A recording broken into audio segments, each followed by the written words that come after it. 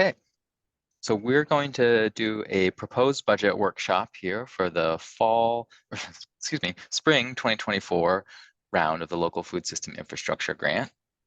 You're seeing on the screen here the grant website.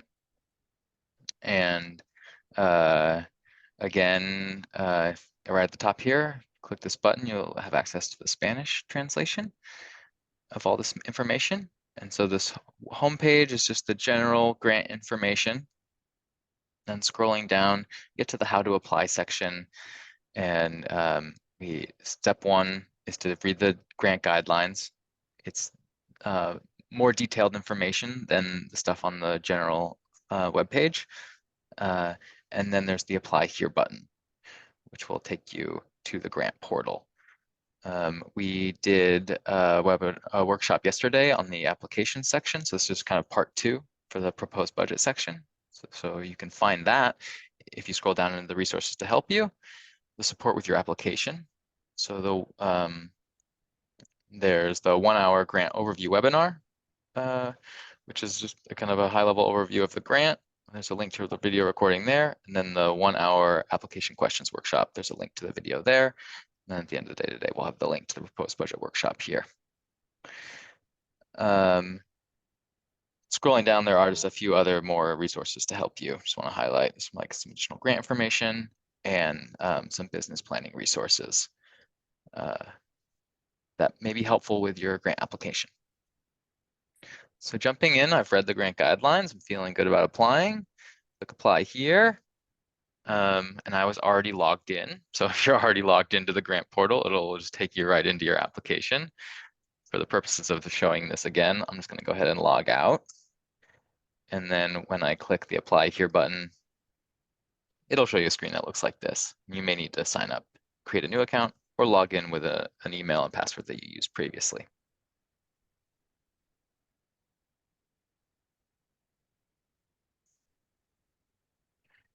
Okay, so our profile is complete. That's something you need to do first. That's just information about your organization. And this is just a test application. And so once your profile is completed, then you have access to fill out the application down here on the bottom left. And the application is 2 parts, the application questions and the proposed budget. So again, we did the application questions section workshop yesterday. The recording's on the website. Today we're going to dive into the proposed budget section. Just want to highlight while we're on this page that these both have actions required. And so they're not marked complete yet. So we're not able to press this green submit button for our final grant application submission. So step 3 here, once you have completed all required items, click the green submit button. And so even if both of these say that they're done, that doesn't mean that your application is submitted. You have to press this button. And you're able to check that we received your application by checking for a confirmation email that will be sent to your primary grant contact. Okay, so jumping into the proposed budget. This is where you outline exactly what you're requesting grant funds to purchase. So there's this little kind of list here that's generated with line items for your budget. So when you click the add new item, that's kind of adding a new line item to your budget. And your total project budget amount will be updated on your application question section as you add more budget line items. So unfortunately, we have some limitations with how this can be laid out. We can't show you on this page your total budget amount. We can show you each of the line items and you'll be able to see the amount of each of them. But I'll show you at the end where your total budget amount does show up, so you can just double and triple check it. So just another thing here, we have one grant round this time around, the Rapid and Ready, or one grant category, the Rapid and Ready category, which are for grants from $10,000 up to $75,000. And you must fully pay for and receive all budget items activities before June 30th, 2025 to receive reimbursement. and grant awards won't be made until July 2024. So your proposed budget should be happening between July 2024 and the end of June 2025. Anything else won't be within the timeline for this grant. And bold here, make sure your total proposed budget does not exceed that $75,000 limit for this grant round, or your application will not be considered. Another limitation of our portal here, we're not able to just stop you from adding more line items, even if you're over your total, even if we're over the budget maximum there. So that's just a detail that you're going to have to track. Okay, so starting a new budget. I have no line items here.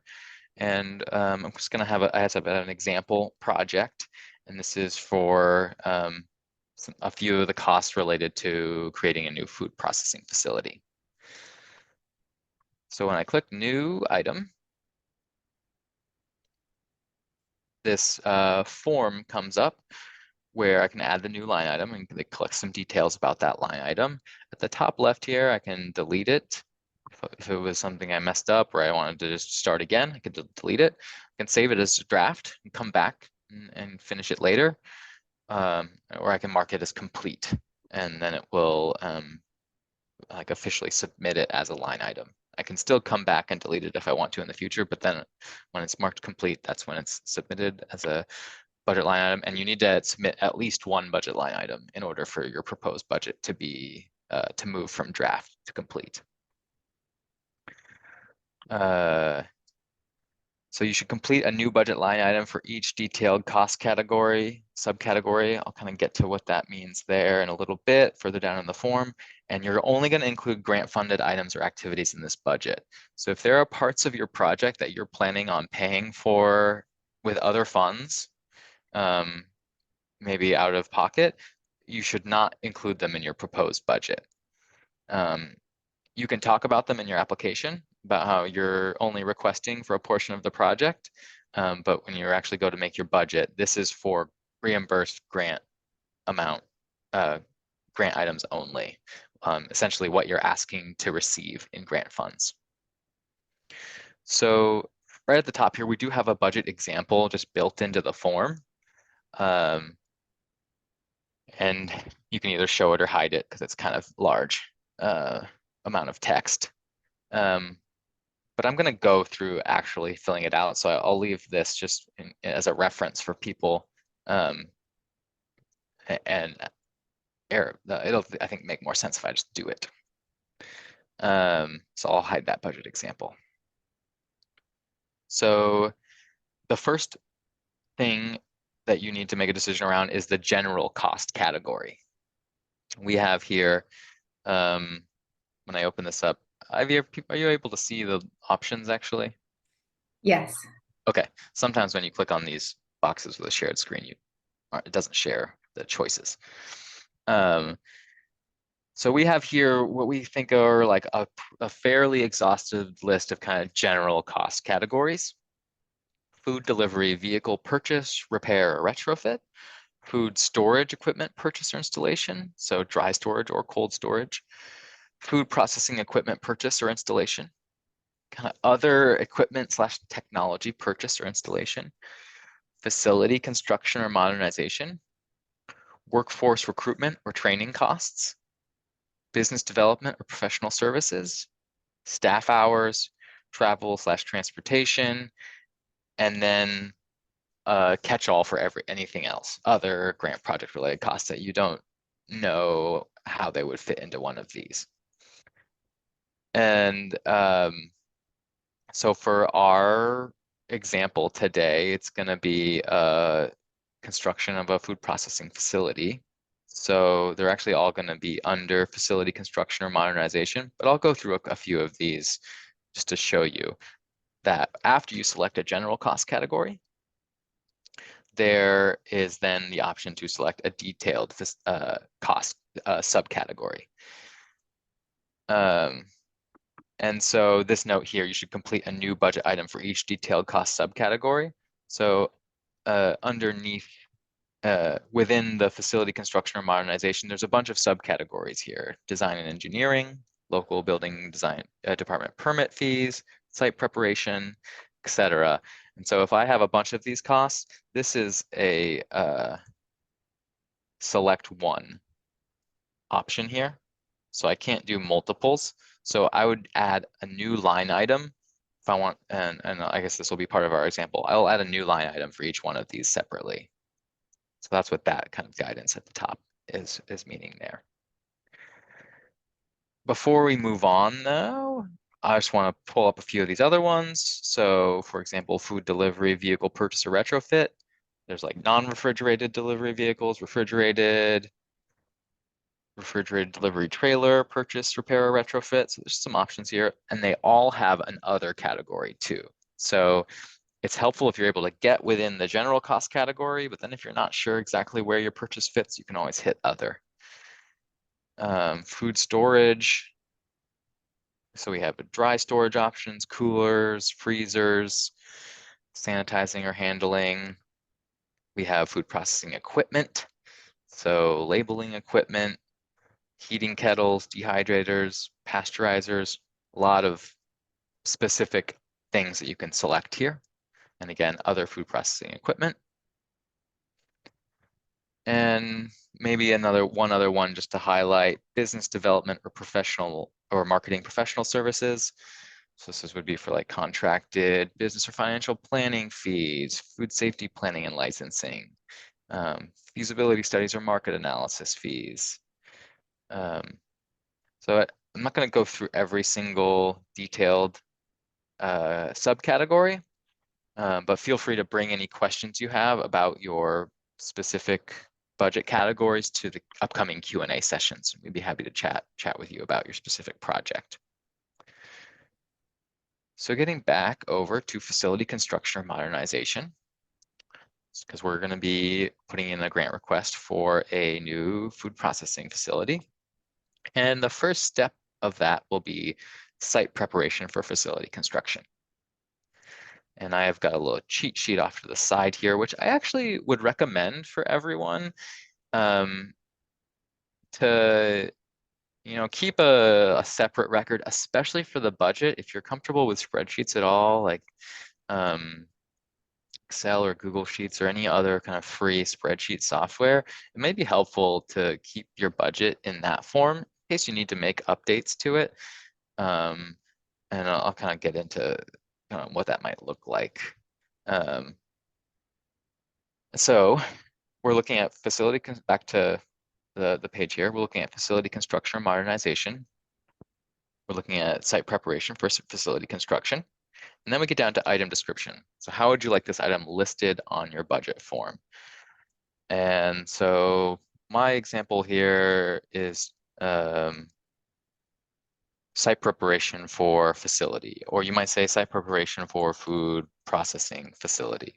Essentially, you want this to align with the application part of the application questions and your answers to those questions about how you're describing your project, just so that it's clear to reviewers how your proposed budget line items relate to your answers on the other part of the application. And then after the item description, there's a question: who will be responsible for completing this activity? And for example, the business owner or hired contractor. And so in this scenario, I'm going to say business owner and staff, because staff are eligible for, you can request reimbursement for staff time as long as they are on payroll. And what is the estimated date when this item or activity will be fully paid for and received? So I'm going to say, hey, we get awarded in July. Maybe we get started August, and it takes about a week. So maybe August 9th. And just for example here, I'll just do an example of what if we were confused and we thought maybe the grant would start in June, and we say we get it done June 7th. if you select a date before July 2024, it's actually going to give you this little warning and ask you to change the completion date to not start until July 2024. And that makes a lot of sense, Galen, just to mention too, is that nothing that is bought or received, any deposits made prior to being in contract with the WSDA are eligible for reimbursement. So Yeah, that date of completion is even more important, hence that extra pop-up reminder too. yeah, totally. And then finally here, or not finally, the next step is please provide information for how the price was determined and calculated. So the price is coming down here below. And then there are some guidance here. Include the following in your price calculation.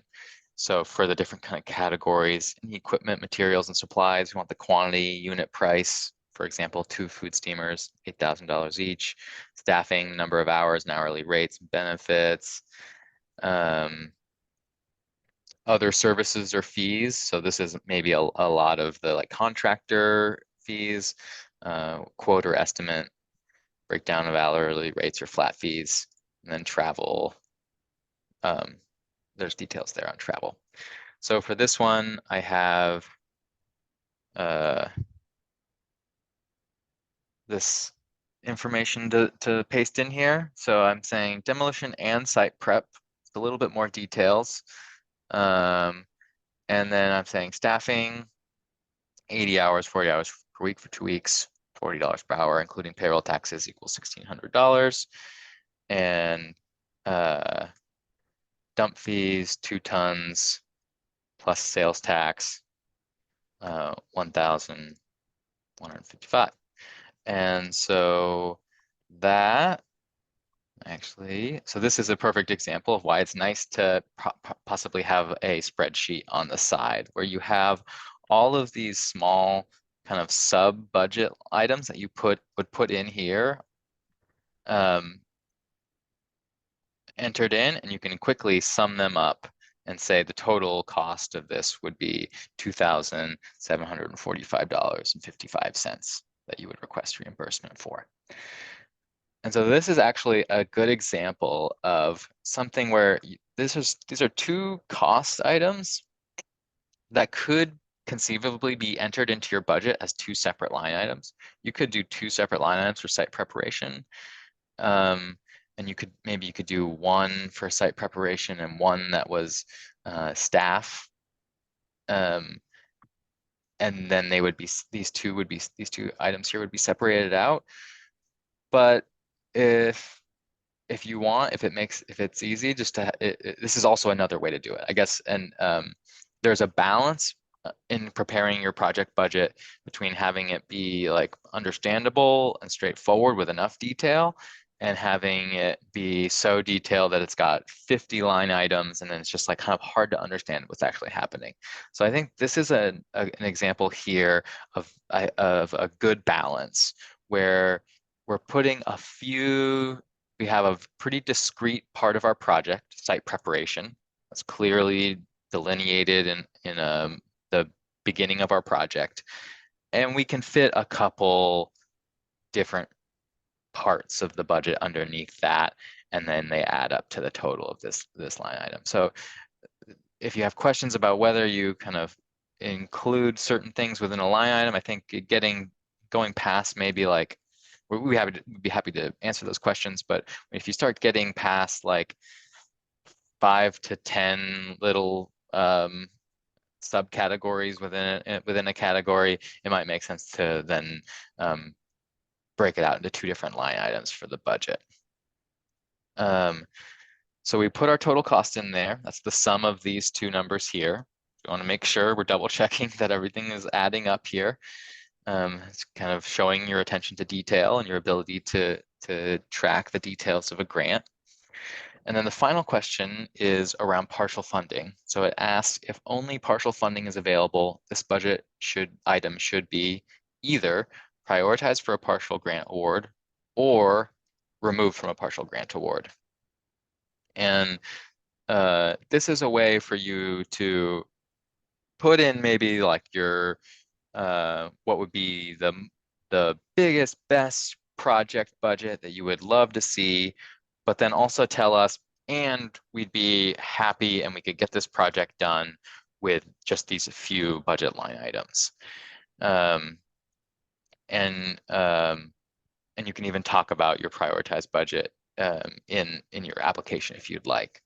And so if I select prioritize for a partial grant award, that's saying if I'm going to get awarded, I really want this thing. Or if you're saying remove from partial grant award, it's like we could not have this and the project would still be okay. Or we could fund this through another means. So for example, for this one, site preparation, it's mostly staff hours and some dump fees. So I'm going to go ahead and say, I'm going to remove this from a partial grant award and say that we could cover this. And this doesn't have to be grant funded. So if I wasn't too sure about this though, and I wanted to get someone else's opinion, I could save this as a draft. And if I click that, so it's at the top and the bottom there. And it tells you it was last saved just seconds ago. But if I am good with it, I can go ahead and mark complete. And then it will take me back out to this proposed budget listing. And then it has added this line item. So it's saying that by August 9th, I'm expecting I could complete site preparation for a food processing facility. And the total cost would be $2,745.55. So let's do one more example. And this one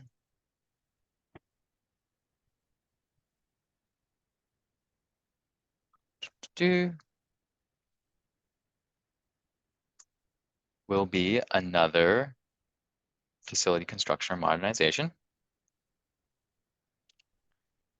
And well, maybe we'll do two more. And this one will be for building materials or supplies. And we're going to call this one interior construction materials and supplies.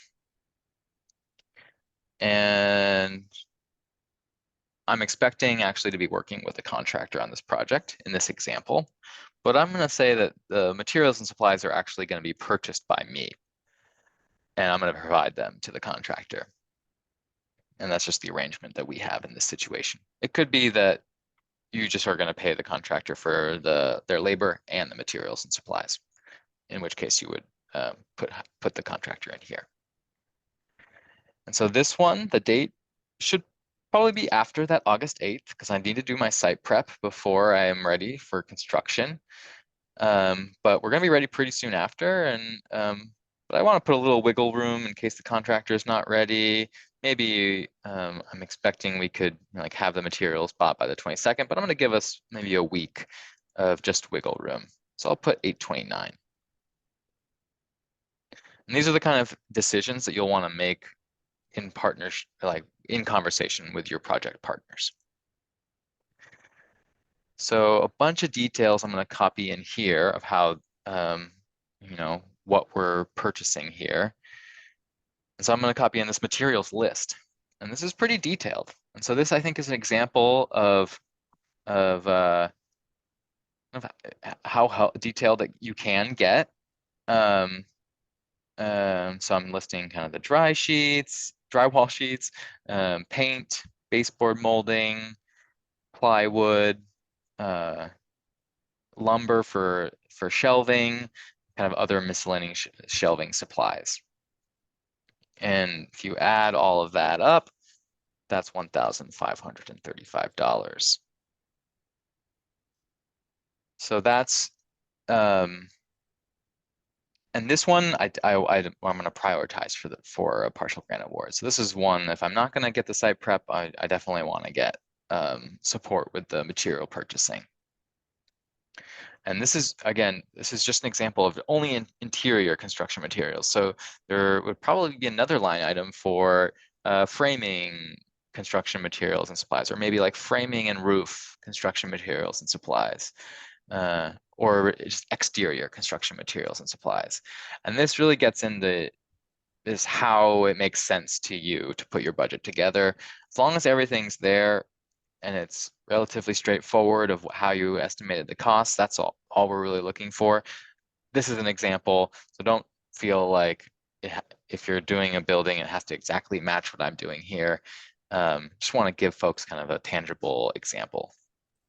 And I think one other good thing just to note that you have added here were the taxes, because you do Mhm. want to be including all of those things. And so if you're on an island, you may want to also be including shipping. I mean, if you're Mhm. anywhere in the country, in the state, you might want to also be including shipping if that's going to be a part of the total cost you're looking for reimbursement for.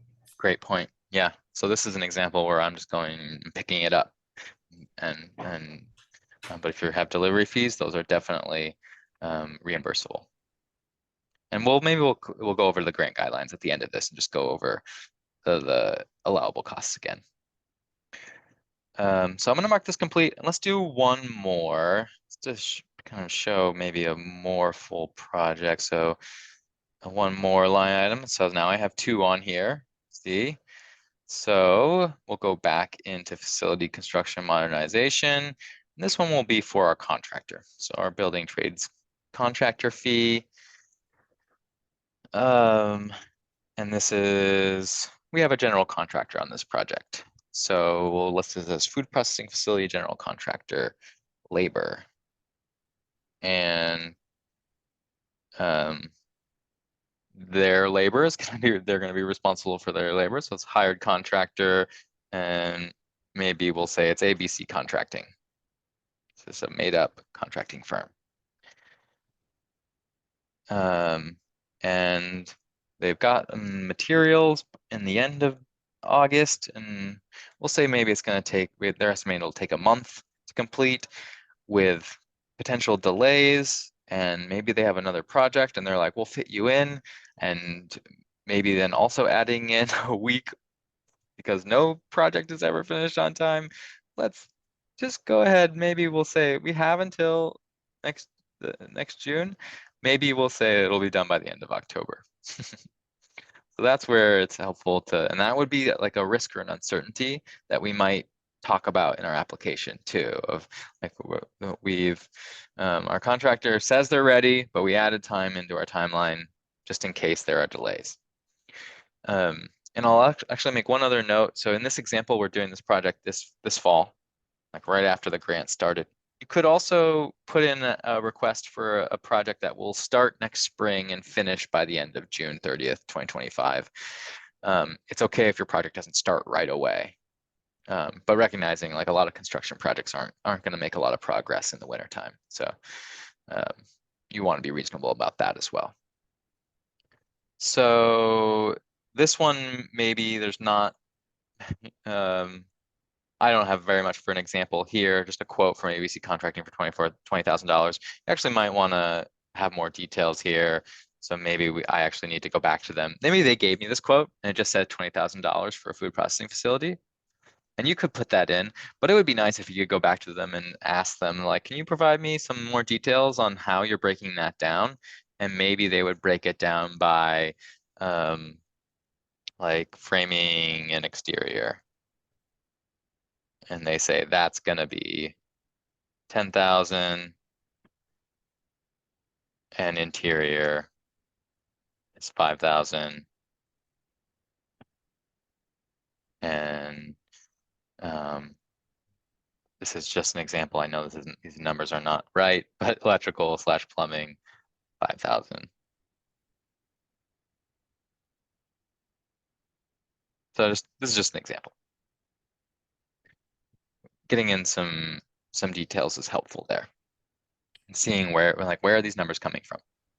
And I think that that can also just be a really good business practice too. Because sometimes folks just want to give you a bulk number, but just knowing yourself, what am I paying for? Because there may be pieces of that that you actually do want to do yourself too. So just understanding where and how all these numbers come together can be a good business practice. Yeah, and you could even say here like $2,000.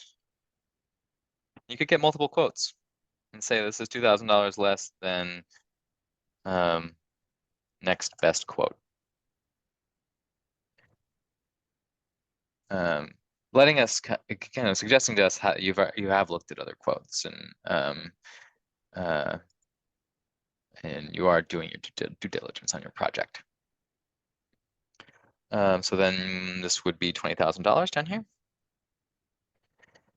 And this would be prioritized for a partial grant award. So we just have that small portion, the site prep that was removed from a partial award. I'm gonna mark that complete. Now we come back out here and we see that we have these 3 line items in our budget. And we also actually see that our proposed budget up here doesn't say draft anymore. So you have met, and then we have this green box here. You have met the required minimum for this step. You can continue adding items if necessary up to the stated maximum. So you need at least 1 budget line item. We allow up to 500. Maybe that's overkill. Maybe we should lower that a little bit. Actually, we don't want anyone submitting 500 budget line items. Please and thank you. So with that, I can press close here, or I can go back to this button here. Those will go to the same place. Back to just kind of the application main page, which is different than the home page. Just a little navigation here for you all. This has the profile on it. And then you can click in to fill out the application. And this has the application questions and the proposed budget. So it looks like our proposed budget is complete here. And we can still edit it by clicking that button there. So I just want to show you, so I'm going to open where you can find your total proposed budget on the application questions. So scrolling down here, there's the eligibility questions, and there's your project proposal. And then there's right at the top of your project proposal, after the name and like describing it in a sentence, your total proposed budget amount, 24,255. So that's adding up all of the line items in that section. And there's a reminder here that you must make sure that your total proposed budget amount does not exceed $75,000 or your grant application will be ineligible for funding. And so just for everyone's reference, maybe here I will do my 1 sentence, describe what you plan to purchase. And I would say build a food processing facility to increase our off-season production / sales.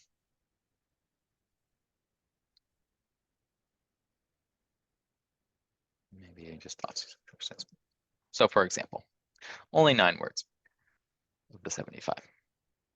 Okay, and here I would just save that as a draft because I'm not done with the rest of my application questions on here. Okay. Ivy, anything else to add from here before I go over to the grant guidelines? No, I think that more than anything, we're just really wanting this to feel as accessible as possible to everyone. And so this is just a high overview, and we have quite a few other open hour sessions for specific questions around your project. That's kind of the beauty of this grant, is that it is open to so many people and accessible to so many people. So that is intentional, that we can involve as many people from our food system as possible. Thanks. Yeah. So I do want to click over here to the grant guidelines really quick and just do a quick overview of the allowable cost section. So allowable costs are included but not limited to. So these are what we see as like the main categories. But we don't want to just say that these are all of them because maybe there's some kind of creative idea that people have out there that we're not thinking of. But generally, all grant costs must directly support the grant purpose to improve local food supply chains and market access for farms, ranches, food processors, and food distributors. So that includes facility permitting, design, engineering, and construction costs. And then there's some details here about that you should know about that. So applicants must ensure that facilities are current with all applicable licenses and permit fees from the state, county, or other local jurisdiction. You must ensure there's no self-dealing in contracting or purchasing of goods and services. So if you own a food processing business or a farm and you also own a contracting company, or your brother owns a contracting company, you can't hire them to do the grant work. and that would be considered self-dealing. It's against the law for public agencies to fund that. And then applicants who rent their facilities must ensure approval for the project from the facility owner. And that's because we do have a requirement that grant purchases remain for their intended use for 3 years after the end of the grant agreement. So going down the list here, then this is similar to that budget list in the portal. So you can use that as kind of a guide as well. So food processing equipment, food storage and distribution equipment, vehicles or trailers for delivery, technology, food safety, worker safety, employee trainings, business development costs, marketing costs, or other related costs that directly support the completion of the proposed grant project. And there is a longer list of examples of allowable costs at the end of the grant guidelines here. So moving past the evaluation criteria, which we're going to have a separate explainer workshop video on Thursday for. There's a grant application and awards process here in the grant guidelines. Just kind of understand like what happens if you're awarded a grant. How does that all work? And then there's these allowable cost examples, just kind of more detailed, specific examples of equipment or professional services, consulting fees, facility improvements. So those are there just for a reference for you all. But if you have a question, we're here to answer your question about whether something's approved. There is a list here of ineligible costs, which I do want to emphasize. So the first one here is that foods, ingredients, or livestock purchases are not eligible costs. So you can't use this grant to buy product for your processing facility or purchase food from local farms. It's not, this grant is a business development grant for farms, ranches, and food businesses. But it's meant to as an infrastructure grant, so not like purchasing product. The second one here, any pre-harvest expenses. So greenhouses, tractors, irrigation equipment, for example, seed or feed are not eligible. Any ongoing operating costs that do not directly support completion of the proposed project. This is maybe like the stickiest one here. We do allow operating costs, so like staff, support of projects, project management support, as long as they're directly supporting completion of a new project. But if you have a staff member that's like running your food processing plant and they already were running it, we're not just gonna fund you to keep them on staff for the duration of the grant period. They have to be working on some new project or training that's gonna be new for them in order for their staff time to be covered. That's just one example. We also ineligible are fees or issuance costs associated with the issuances of loan or debt. So it is a reimbursement grant, and if you are taking out loans or debt to pay for the grant, we can't pay for the costs of that. Fortunately, I know that it's tough out there with those fees right now, but it's just kind of the skin in the game, I guess, that you also have. No land or real estate acquisition, and you can't be reimbursed for any costs incurred or payments made prior to the grant agreement start date.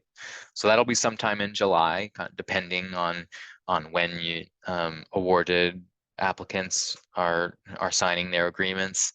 And so you can't request reimbursement for something you've already done. It has to be something that's going to happen.